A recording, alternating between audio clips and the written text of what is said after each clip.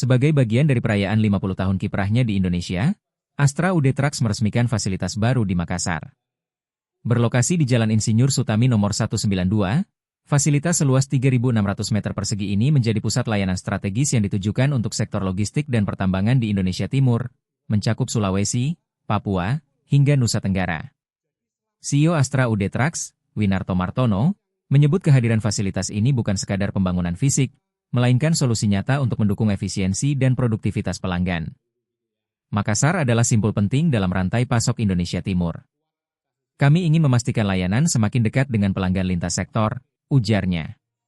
Fasilitas ini dilengkapi bengkel resmi, gudang suku cadang lebih besar, ruang pelatihan mekanik, ruang tunggu nyaman, hingga layanan UD Mobile Service.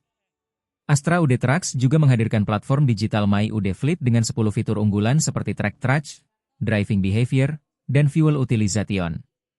CEO Astra UD Trucks, Bambang Wijanarko, menegaskan bahwa pelanggan membutuhkan dukungan layanan berkelanjutan. Sementara Kepala Cabang Astra UD Trucks Makassar, Welly Budiono, berharap fasilitas baru ini menjadi pusat solusi industri logistik dan pertambangan.